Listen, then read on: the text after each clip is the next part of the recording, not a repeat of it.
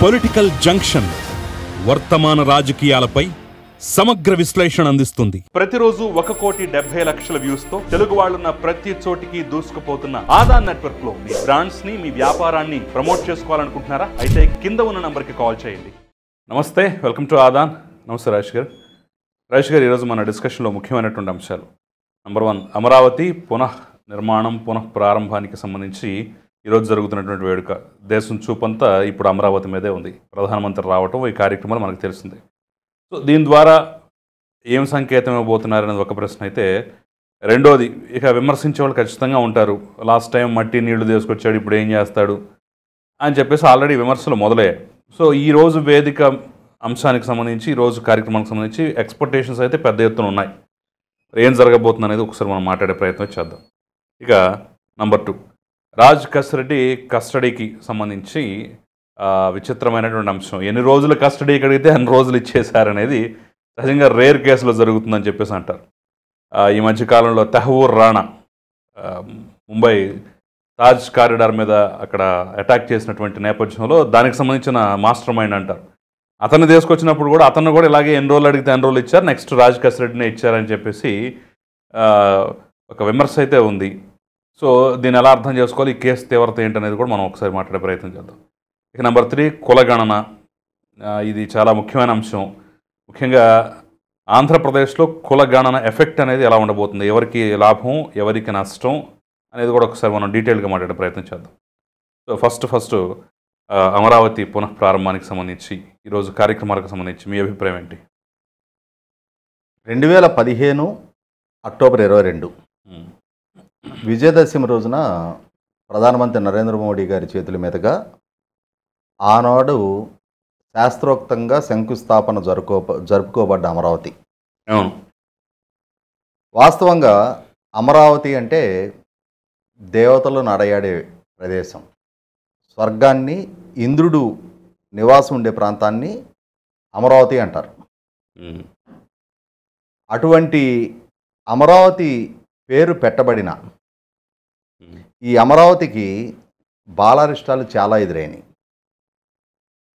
ఆ బాలారిష్టాలు ఎదురైన సందర్భంగా అమరావతి అనే 5 అక్షరాలని చరిత్ర పుటల నుంచి కనుమరుగు చెయ్యాలి అని చెప్పని ఒక పాలకుడు ప్రయత్నం చేసిన సందర్భంలో నాలాంటి, మీలాంటి 5 కోట్ల మంది ప్రజల్లో సామాన్య పౌరులందరూ కూడా అమరావతి అజరామరం, అమరావతి శాశ్వతంగా నిలుస్తుంది, అమరావతి మాత్రమే విభజన జరిగిన ఆంధ్రప్రదేశ్ రాష్ట్రానికి ఏకైక రాజధానిగా విరాజిల్లుతుంది అని చెప్పని అందరూ నినదించారు, ఉద్యమించారు.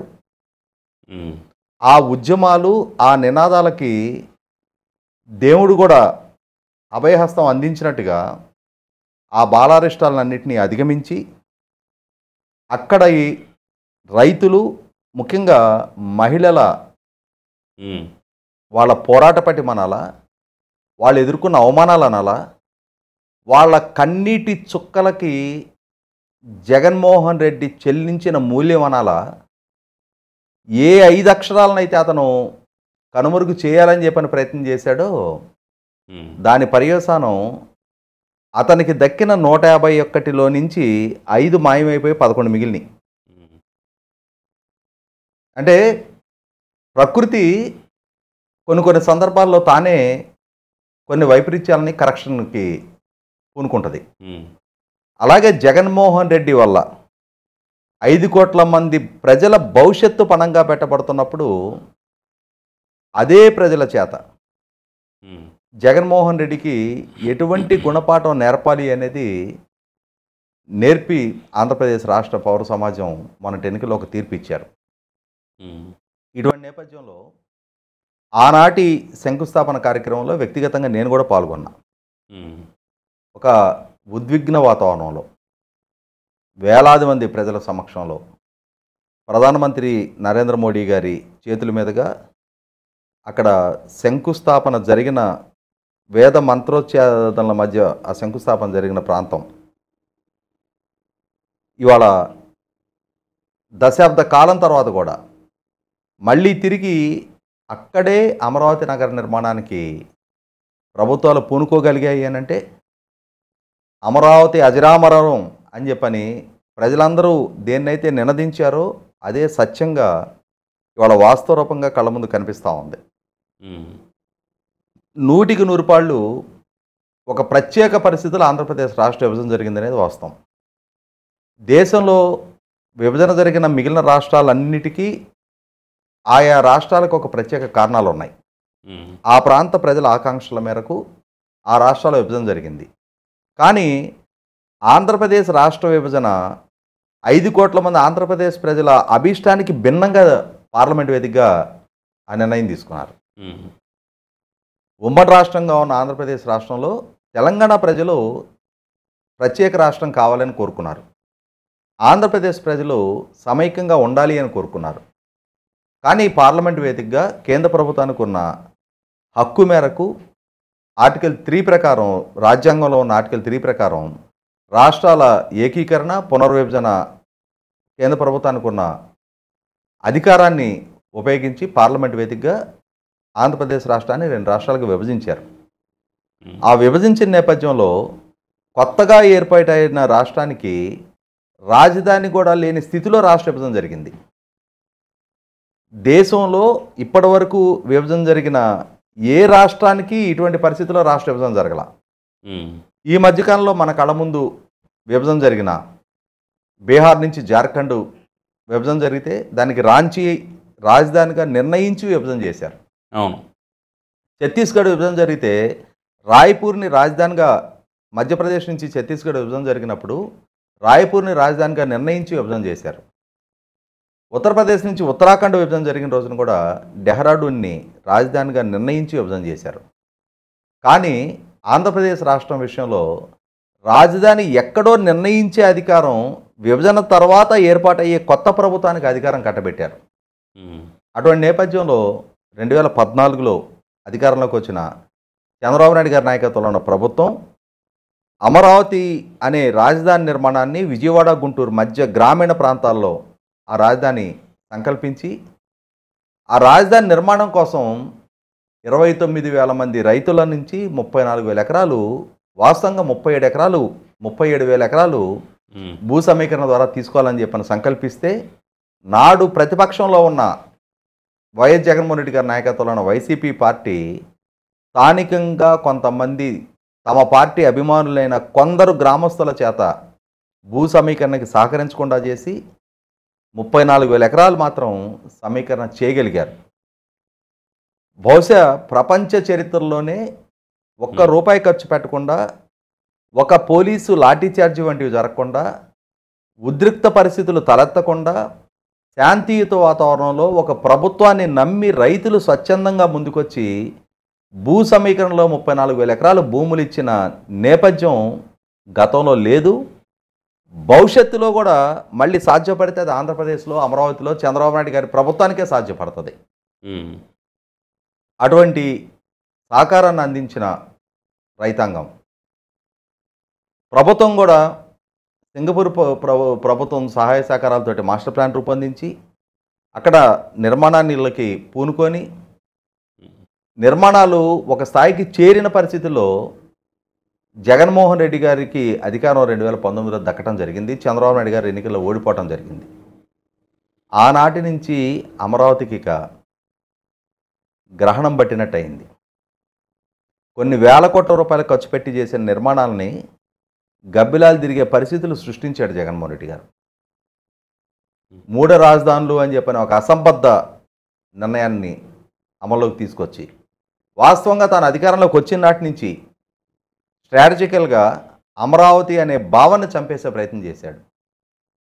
అమరావతిని శ్మశానం అన్నాడు, ఎడారి అన్నాడు, ముంపు ప్రాంతం అన్నాడు, నిర్మాణానికి అనువు కాదు అన్నాడు, నిర్మాణపు ఖర్చు పెరుగుతుంది అన్నాడు, మెడ్రాస్ ఐఐటి రిపోర్ట్ అన్నాడు, బోషన్ కన్సల్టెన్సీ రిపోర్ట్ అన్నాడు, హై లెవెల్ కమిటీ రిపోర్టు అన్నాడు. రకరకాల రిపోర్ట్లు, ఒక ఆర్కెస్ట్రేటెడ్ డ్రామాని సృష్టించి 3 రాజధానులు అనే ఒక వినూత్న ప్రయోగంతో రాష్ట్రానికి రాజధాని ఎక్కడా అంటే వెతుకులాడే ఒక అనిశ్చిత స్థితి జగన్మోహన్ రెడ్డి సృష్టించడం జరిగింది. అటువంటి స్థితిలో శాంతియుతంగా అలుపెరగని పోరాటం చేసిన రైతాంగం, రైతు మహిళలు ఒక ప్రభుత్వంతో యుద్ధం చేయాల్సి వచ్చింది.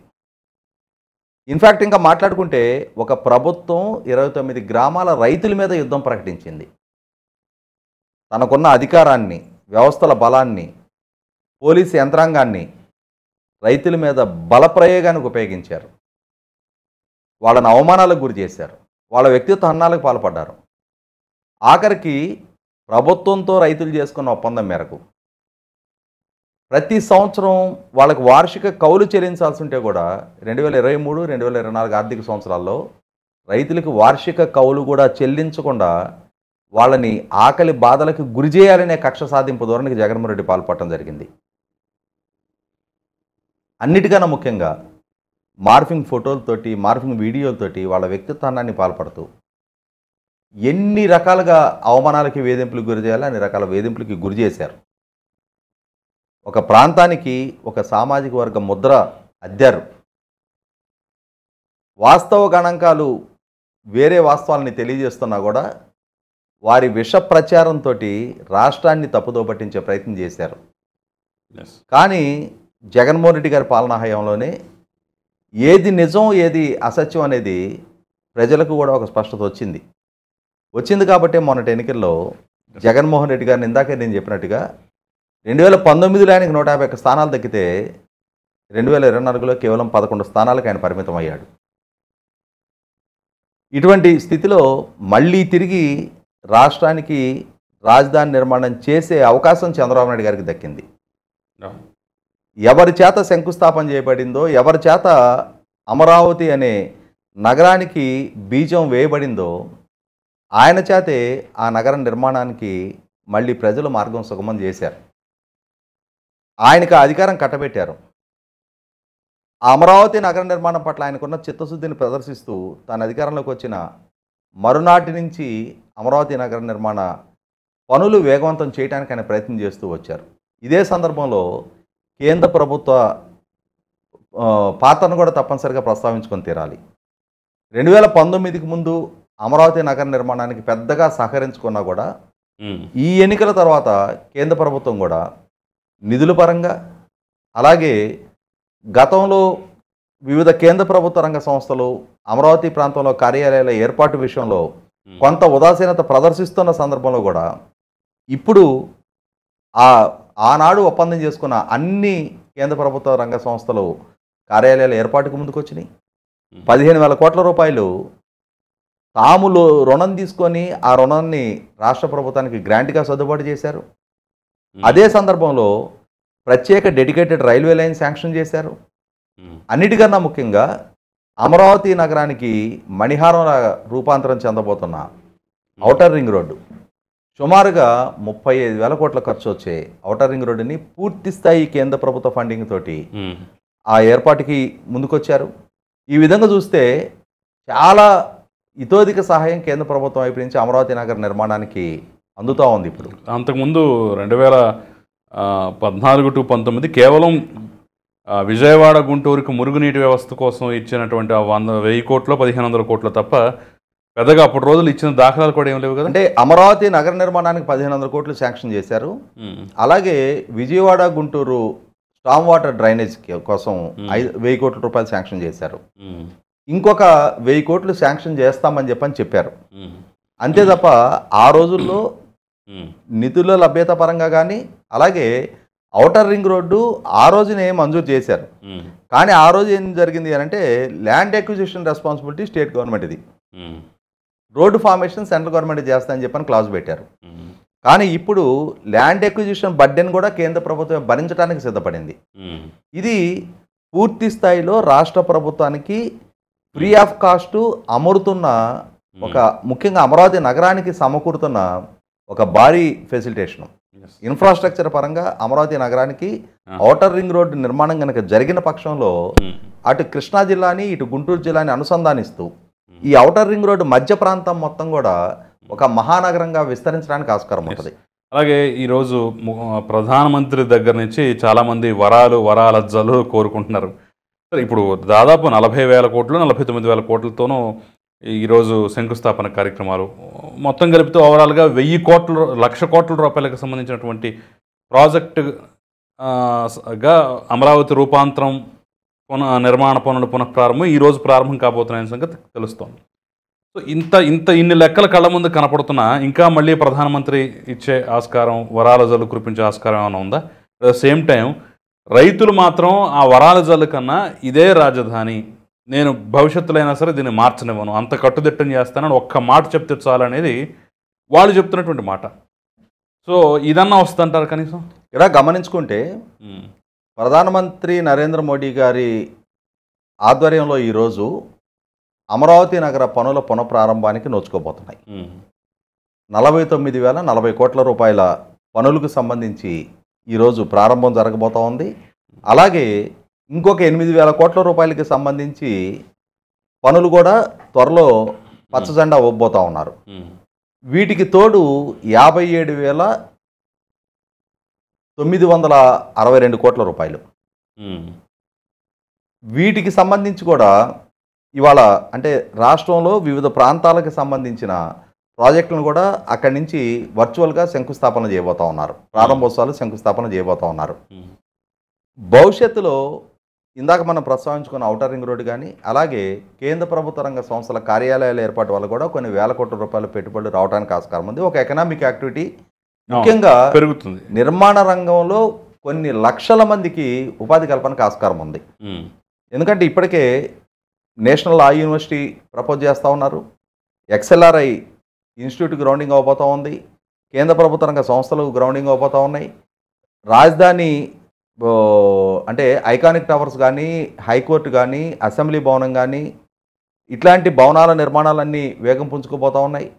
ఇటువంటి పరిస్థితిలో ఆ ప్రాంతంలో ఒక ఎకనామిక్ యాక్టివిటీకి ఒక ఆస్కారం ఉంది.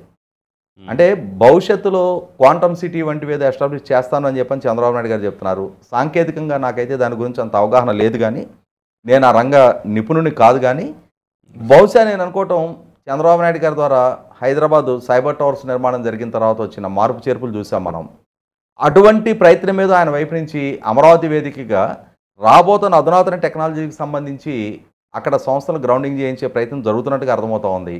వీటన్నిటి నేపథ్యంలో అమరావతిలో రాబోయే కొద్ది సంవత్సరాల పాటు, ఒక దశాబ్దన్నర కాలం పాటు నిత్య కళ్యాణం పచ్చతోరణం లాగా ప్రతిరోజు ఏదో ఒక అభివృద్ధిపరమైన కార్యక్రమాలు, శంకుస్థాపనలు, ప్రారంభోత్సవాలు, లక్షలాది మందికి ఉపాధి కల్పన, తద్వారా ఇండైరెక్ట్ ఎంప్లాయ్మెంట్ పెరగటం, ప్రభుత్వానికి కూడా సంపద సృష్టికారకంగా ట్యాక్స్ రెవెన్యూస్ వచ్చే విధమైన యాక్టివిటీ జరగబోతున్నట్టుగా మనకు అర్థమవుతూ ఉంది. అదే సందర్భంలో మీరు ప్రస్తావించిన రైతుల డిమాండ్, 100% రైతులు ఆ విధంగా ఆందోళన చెందటంలో అర్థం ఉంది. కారణం ఏంటి అంటే, ప్రభుత్వానికి రైతులు భూమి ఇస్తే ప్రభుత్వం రైతులతో ఒప్పందం చేసుకుంటే, పాలకుడు మారిన తర్వాత ప్రభుత్వం చేసుకున్న ఒప్పందాన్ని ప్రభుత్వమే ఉల్లంఘించడం, ప్రభుత్వాన్ని నమ్మి ముందుకొచ్చిన రైతులు మోసపోవటం, అవమానానికి గురికావటం, దాడులు దౌర్జన్యాలకు గురైన నేపథ్యంలో రైతులు కన్నీళ్ల పర్యంతరమయ్యి న్యాయస్థానాల ముందు మోకాళ్ల మీద నిలబడి న్యాయమూర్తులకి చేతులు జోడించి ప్రాధాన్యపడే పరిస్థితులు ప్రభుత్వం సృష్టించిన నేపథ్యంలో భవిష్యత్తులో మరే పాలకుడు ఇటువంటి సాహసానికి ఒడిగట్టకుండా చట్టపరమైన రక్షణ కావాలి అని అడుగుతున్నారు. ఇవాళ భారతదేశంలో చాలా రాష్ట్రాలు అవతరణ జరిగింది పార్లమెంటు వేదికగా. చాలా రాష్ట్రాలకి రాజధానులు సమకూరాయి. కానీ ఏ రాష్ట్రంలో ఏ రాజధాని విషయంలో ఏ పాలకుడు కూడా ఆంధ్రప్రదేశ్ రాష్ట్రంలో జగన్మోహన్ రెడ్డి గారు లాంటి ఒక అసంబద్ధ, అనాలోచిత, అవగాహన రాహిత్యపు నిర్ణయం తీసుకొని పర్యవసానం భవిష్యత్తులో మరొక పాలకుడైనా ఇటువంటి మార్గం ఎంచుకోకుండా ఉండటం కోసం పార్లమెంటు వేదికగా ఒక చట్టపరమైన రక్షణ కావాలి అంటున్నారు. మనం భారతదేశంలో ఒకసారి రాజ్యాంగ సభ ద్వారా ఆమోదం పొందిన రాజ్యాంగాన్ని ఆమోదించి అమల్లోకి తెచ్చుకున్న తర్వాత పరిస్థితులు, పరిణామాలు బట్టి 100కు పైగా సార్లు రాజ్యాంగాన్ని సవరించుకున్నాం. అదేవిధంగా అదే ఒరవడిని మరొకసారి కొనసాగిస్తూ ఇప్పుడు పార్లమెంటు వేదికగా ఆంధ్రప్రదేశ్ రాష్ట్రానికి అమరావతి మాత్రమే ఏకైక రాజధాని అని పార్లమెంటు నుంచి ఒక చట్టం జరగాలి అని చెప్పని కోరుకుంటా ఉన్నారు.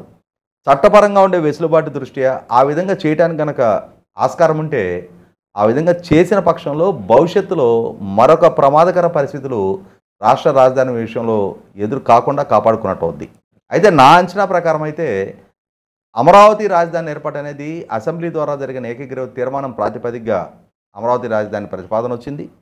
అలాగే 2022 మార్చి 3వ తారీఖు ఆంధ్రప్రదేశ్ హైకోర్టు ఇచ్చిన విస్పష్టమైన తీర్పు, అమరావతి మాత్రమే ఏకైక రాజధాని అని ఇచ్చిన తీర్పు ఇప్పటికీ అమల్లో ఉంది. ఈ తీర్పును సవాల్ చేస్తూ జగన్మోహన్ రెడ్డి గారు సుప్రీంకోర్టుకి వెళ్ళినా కూడా సుప్రీంకోర్టు నుంచి ఈ తీర్పు మీద స్టే దక్కని నేపథ్యంలో ఇప్పటికీ 2022 నాటి తీర్పే అమల్లో ఉన్న నేపథ్యంలో అమరావతి మాత్రమే ఏకైక రాజధాని అనేది అటు లెజిస్లేషన్ ద్వారా ఇటు న్యాయస్థాన తీర్పు ద్వారా కూడా బైండ్ అయి ఉన్నా కూడా జగన్మోహన్ రెడ్డి గారు లాంటి ఒక విధ్వంసకర నిర్ణయాలు తీసుకునే పాలకుడు అమరావతి పనుల్ని స్తంభింపజేసి అమరావతిని నిర్వీర్యం చేయడానికి చేసిన ప్రయత్నాల నేపథ్యంలో ఖచ్చితంగా పార్లమెంటు ద్వారా కూడా ఆ వెసులుబాటు దక్కాలి అని చెప్పని ఆశిస్తున్న రైతుల డిమాండ్ సహేతుకమైంది. మరి నరేంద్ర మోడీ గారి వైపు నుంచి ఆ విధమైన అష్యూరెన్స్ వస్తుంది అని చెప్పని అందరూ ఆశిస్తూ ఉన్నారు. వేచి చూద్దాం మనం. ఇక రెండో అంశం చూసినట్టయితే కసిరెడ్డి రాజ్ కస్టడీకి తీసుకున్నారు. సో కోర్టు కూడా అడిగిన రోజులు ఇచ్చేసింది. ఎలా చూడాలి దీన్ని? అలాగే నిన్న అతను అసిస్టెంట్ ఎవరో పట్టుబడ్డాడు కదా, దిలీప్ అనుకుంటాను, బహుశా పైలా దిలీప్, అతనే క్యాష్ హ్యాండ్లర్ అంటున్నారు. సో కాబట్టి పెద్ద పెద్ద తలకాయలనే మొత్తానికి లోపలేస్తున్నారనే ఒక సంకేతం అయితే ఇస్తున్నారు. మనం జగన్మోహన్ రెడ్డి గారి మీద అక్రమాస్తుల కేసులు నమోదయ్యినప్పుడు ఆయన బెయిల్ పిటిషన్ ఫైల్ చేసిన సందర్భంగా సుప్రీంకోర్టు ధర్మాసనం ఒక వ్యాఖ్య చేసింది. ఆర్థిక నేరాలకు పాల్పడే వాళ్ళు ఉగ్రవాదుల కన్నా ప్రమాదకారులు అని చెప్పని అధికారాన్ని అడ్డం పెట్టుకొని ఆ అధికారం ద్వారా తమ వ్యక్తిగత ఆస్తులు పోగు చేసుకోవడానికి ప్రాధాన్యత ఇస్తున్నారు అని అంటే బయట నుంచి వచ్చే క్రాస్ బార్డర్ టెర్రరిస్టుల కన్నా వీళ్ళు మరింత ప్రమాదకారులు అని చెప్పని ధర్మాసనం వ్యాఖ్యానించడం జరిగింది. ఇవాళ దాన్ని నిజం చేస్తూ 5 సంవత్సరాలు జగన్మోహన్ రెడ్డి గారికి పాలకుడిగా ఈ రాష్ట్రాన్ని పరిపాలించే అవకాశం దక్కితే గతంలో ఒక 5 సంవత్సరాలు 3 నెలల కాలం వాళ్ళ నాయన గారు ఈ రాష్ట్రానికి ముఖ్యమంత్రిగా కొనసాగిన సందర్భంలో ఆయన మీద ఎన్ని అక్రమాస్తుల కేసులు నమోదు చేయడానికి కావాల్సినంతటి డాక్యుమెంట్ ఎవిడెన్స్ విచారణ సంస్థకు దొరికిందో మనందరం చూసాం. 11 ఛార్జ్షీట్లు ఫైల్ అయినాయి. 43,000 కోట్ల రూపాయల ప్రజాధనం దుర్వినియోగం జరిగింది అని చెప్పని, ఈయనకి 1,000 కోట్ల రూపాయల ఆస్తులు దఖలపడ్డాయి అని చెప్పని కొన్ని 1,000 కోట్ల రూపాయల ఆస్తులు ఎన్ఫోర్స్మెంట్ డైరెక్టరేట్ ద్వారా సీజ్ చేయబడ్డాయి. అటువంటి జగన్మోహన్ రెడ్డి గారు తానే స్వయంగా పాలకుడిగా బాధ్యతలు చేపట్టిన తర్వాత భయము, పక్షపాతము, రాగద్వేషాలకు అతీతంగా పరిపాలన చేస్తానని చెప్పని రాజ్యాంగం మీద ప్రమాణ స్వీకారం చేసిన ఒక పాలకుడు పక్షపాత ధోరణితో తన ఆర్థిక ప్రయోజనాలు తనకి తాను ఆర్థిక ప్రయోజనాలు కల్పించుకుంటూ అధికారాన్ని దుర్వినియోగం చేసి వ్యవస్థల్ని పాదాక్రాంతం చేసుకొని అధికార వ్యవస్థని అదిలించో బెదిలించో ఏ విధంగా ఆయన అక్రమ ఆస్తులకి అక్రమ సంపాదనకు పాల్పడ్డాడు అనేది ఇప్పుడు జరుగుతున్న అక్రమ మద్యం కేసు విచారణ మనకి మద్యం కుంభకోణం అంశం మనకి తెలియజేస్తూ ఉంది. మీరు ఇందాక ప్రస్తావించినట్టుగానే ఆ కేసులో ప్రధాన అంటే సూత్రధారులు పాతదారులు ఉంటారు. ఇవాళ ఆ కేసులో ప్రధాన సూత్రధారిగా ఆరోపణలు ఎదుర్కొంటూ అరెస్ట్ అయ్యి జైల్లో ఉన్న కసిరెడ్డి రాజ్ ఎలియాస్ కసిరెడ్డి రాజశేఖర రెడ్డి, కేసిరెడ్డి రాజశేఖర రెడ్డి, ఇతను జగన్మోహన్ రెడ్డి గారి పాలనా హయాంలో 1,000 కోట్ల రూపాయలని మద్యం పాలసీ మాటున అక్రమ మార్గాల్లో సంపాదించాడు, ఆ డబ్బుని అంతిమంగా జగన్మోహన్ రెడ్డి గారికి చేర్చారు అని చెప్పని విచారణలో తేటతెల్లం అవుతూ ఉంది. ఈ నేపథ్యంలోనే అతనిని విచారించడం కోసం సిట్ అధికారులు కస్టడీ పిటిషన్, వారం రోజులకి కస్టడీ పిటిషన్ అడిగితే వితౌట్ ఎనీ హెసిటేషన్ వారం రోజుల కస్టడీ పిటిషన్కి న్యాయస్థానం ఇవ్వడం జరిగింది. కారణం ఏంటి అంటే ఇతని పాత్రను నిర్ధారించే స్పష్టమైన సాక్ష్యాధారాలు సిట్టు సేకరించి న్యాయస్థానం దృష్టికి తీసుకొచ్చిన నేపథ్యంలో ఇతని మీద మరింత లోతైన విచారణ జరపాల్సి ఉన్న నేపథ్యంలో అతను విచారించి వాస్తవాలను నిర్ధారణ చేసుకోవాల్సిన నేపథ్యంలో గతంలో చూసాం ఇదే కసిరెడ్డి రాజు విచారణకి సహకరించమని చెప్పని నోటీసులు పంపిస్తే కూడా విచారణకు సహకరించకుండా ఒక ధిక్కార ధోరణి ప్రదర్శించి 4 సార్లు సిట్టు నోటీసులకు స్పందించకుండా నేను ఎందుకు విచారణకు హాజరు కావాలి, నాకేంటి సంబంధం అని చెప్పని విచారణకు హాజరయ్యి తనకు సంబంధం లేదని రుజువు చేసుకోవాల్సిన వ్యక్తి విచారణకు హాజరు కాకుండానే సహాయ నిరాకరణ చేసే ప్రయత్నం చేసి, ఇన్ఫ్యాక్ట్ ఇంకా మాట్లాడుకుంటే విచారణ సంస్థని బ్లాక్మెయిల్ చేసే ప్రయత్నం చేసిన కసిరెడ్డి రాజు ఉదంతో నేపథ్యంలో వారం రోజులు అతన్ని కస్టడీకి ఇవ్వండి అని చెప్పని సిట్టు కేసు మూవ్ చేయగానే వారం రోజులకు అనుమతి ఇవ్వడం జరిగింది. మనం చూస్తున్నాం ఈ మధ్యకాలంలో ఒక 5 రోజులు కస్టడీకి ఇవ్వండి అని చెప్పని ఇతని నుంచి మేము విచారించి వాస్తవాలు తెలుసుకోవాల్సిన అవసరం ఉంది అని చెప్పని వేరే ఏ కేసులో ఏ అక్యూజ్డ్ గురించి అయినా సరే విచారణ సంస్థ న్యాయస్థానాన్ని అప్రోచ్ అయితే 2 రోజులు 3 రోజులు అనుమతులు ఇస్తారు. కానీ ఈ మధ్యకాలంలో మనం చూసిన మేరకు వారం రోజులు కస్టడీ పిటిషన్ అడిగితే వారానికి వారం రోజులు ఇచ్చింది మాత్రం కసిరెడ్డి రాజు విషయంలోనే. ఇందాక మీరు ప్రస్తావించిన తెహూర్ రాణా ముంబై పేలుళ్ల సందర్భంగా అంటే కసబ్బుని ఉరిదీయబడ్డ కేసులో ముంబై తాజ్ మీద అలాగే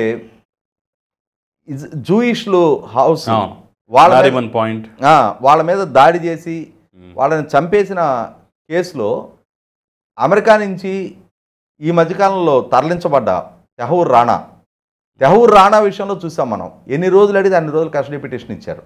అంటే అతను చేసిన నేరం ఇంటెన్సిటీ దృష్ట్యా అతని నుంచి వాస్తవాలు తెలుసుకోవాల్సిన అవసరం ఉంది కాబట్టి అన్ని రోజులు కస్టడీ పిటిషన్కి ఇచ్చారు. ఇవాళ కసిరెడ్డి రాజు విషయంలో కూడా న్యాయస్థానం ఎన్ని రోజులు కస్టడీ అడిగితే అన్ని రోజులు కస్టడీకి ఇచ్చారు అని అంటే ఖచ్చితంగా వాళ్ళ ద్వారా జరిగిన నేరం గ్రావిటీ ఏంటనేది న్యాయస్థానానికి కూడా ఒక స్పష్టత ఉంది. ఎన్ని వేల కోట్ల రూపాయలు వీళ్ళు అక్రమ మార్గాల్లో సంపాదించారు అని చెప్పని, ఎన్ని లక్షల మంది అనారోగ్యానికి వీళ్ళు బాధ్యులయ్యారు అని చెప్పని, ప్రభుత్వ పాలసీస్ మాటన కొత్త మద్యం పాలసీని తీసుకురావడం అనే జగన్మోహన్ రెడ్డి గారి పాలనాపరమైన నిర్ణయం మాటన ఆయన ప్రభుత్వంతో ఆయన ప్రభుత్వాధికారులతో కొల్లుడయ్యి ఇవాళ డిస్టిలరీ యాజమాన్యాలు, ఆ డిస్టిలరీలు కూడా అధికార పార్టీ నాయకుల స్వాధీనంలోకి డిస్టిలరీలు తీసుకొని వాళ్లే లీజుదారులుగా వాళ్లే కొత్త బ్రాండ్లని తయారు చేసి ఆ బ్రాండ్లని ప్రభుత్వానికి అమ్మి ఈ అమ్మే ప్రాసెస్లో వేల కోట్ల రూపాయల లావాదేవీలు జరిగాయి అని చెప్పని న్యాయస్థానం కూడా కన్విన్స్ అవ్వబట్టే వాళ్ళ కసిరెడ్డి రాజుని వారం రోజుల పిటిషన్ సిట్ అడగగానే వారం రోజులు అతన్ని కస్టడీకి అనుమతి ఇవ్వడం జరిగింది. 100% ఇవాళ జగన్మోహన్ రెడ్డి గారి పాలనా హయాంలో జరిగిన వేల కోట్ల రూపాయల అక్రమ లావాదేవీలకు సంబంధించిన స్పష్టత న్యాయస్థానానికి ఉంది, విచారణ సంస్థలకి ఉంది, ప్రజలకు కూడా ఒక స్పష్టత వచ్చింది. ఇటువంటి నేపథ్యంలో నేను అనుకోవటం కసిరెడ్డి రాజుని పూర్తి స్థాయిలో కస్టడీ ద్వారా విచారణ చేసిన తర్వాత ఇప్పటికే సిటీ దగ్గరికి చాలా స్పష్టమైన సాక్ష్యాధారాలు ఉన్నాయి. అంతిమ బెనిఫిషరీ ఎవరు అనేది ఇవాళ భారతీ సిమెంట్స్లో జగన్ గారి సతీమణి భారతి గారి ఫైనాన్షియల్ ట్రాన్సాక్షన్స్ మొత్తం నిర్వహణ చేసే చార్ట్ అకౌంటెంట్ గోవిందప్ప బాలాజీ అతని ప్రమేయం కూడా నిర్ధారణ అవుతూ ఉంది. అతని ద్వారా భారతి గారికే డబ్బు చేరినట్టుగా ఆరోపణలు వస్తూ ఉన్నాయి. మిథున్ రెడ్డి ద్వారా జగన్మోహన్ రెడ్డి గారికి చేరినట్టుగా ఆరోపణలు వస్తూ ఉన్నాయి. అంతిమంగా ఈ మద్యం పాలసీ మాటన ఎండ్ బెనిఫిషరీస్ వచ్చేటప్పటికి జగన్మోహన్ రెడ్డి గారు ఆయన సతీమణి వారి పాత్ర కూడా త్వరలో నిర్ధారణ కావటం ఖాయమంటున్నారు. గోవిందప్ప బాలాజీ ప్రస్తుతం పరారీలో ఉన్నాడు కదా, పరారీలో ఉన్నాడు. అతను కూడా పట్టుకుంటే తప్ప 100% అందరూ దొరికే తీరుతారు. ఎన్నాళ్ళు ఎక్కడికి పారిపోతారు? ఇవాళ మనం ఎవరో దొంగతనాలు చేసేవాళ్ళు, కేడీలు, రౌడీ షీటర్ లాంటి వాళ్ళు పరారీలో ఉన్నారని చెప్పని చెప్పుకోవటం విన్నాం. రాజకీయ నాయకులుగా ఉన్నాళ్ళు, కార్పొరేట్ ప్రముఖులు, ఉన్నతాధికారులు వీళ్ళు కూడా వాళ్ళ రోజుల తప్పటి పారిపోయే దుస్థితికి వాళ్ళు దిగజార్చుకున్నారు అని అంటే 100% తప్పుడు పనులు చేస్తే, తప్పుడు మార్గాల్లో డబ్బు సంపాదనకు పాల్పడితే, వ్యవస్థల విధ్వంసానికి పాల్పడితే, రూల్ ఆఫ్ లాని అతిక్రమిస్తే ఎదురుగా పోయే కాన్సిక్వెన్సెస్ ఏంటనేది వాళ్ళకి ఒక స్పష్టత ఉంది కాబట్టి వాళ్ళ పరారీ అవుతా ఉన్నారు. ఏదేమైనా సరే ఇవాళ కసిరెడ్డి రాజు కస్టడీ పిటిషన్ అలో చేయడం ద్వారా, అతని కస్టడీకి ఇవ్వటం ద్వారా ఇంకా లోతైన విచారణ జరగడానికి, ఇంకా సమగ్రమైన వాస్తవాలను వెలికి తీయడానికి విచారణా సంస్థకు కూడా ఒక వెసులుబాటు దక్కినట్టు అవుద్ది. అదే సందర్భంలో విచారణా సంస్థ ఉనికిని కూడా గుర్తించడానికి సిద్ధపడని కసిరెడ్డి రాజుని ఇవాళ అరెస్ట్ చేయగలిగారు, కస్టడీకి తీసుకుంటా ఉన్నారు. అతని నుంచి నిజాన్ని కూడా కక్కించి అసలు సూత్రధారుని, పాత్రధారుని కూడా చట్టం ముందు దోషులుగా ఎక్స్పోజ్ చేయడానికి ఒక ఆస్కారం కలుగుతుంది.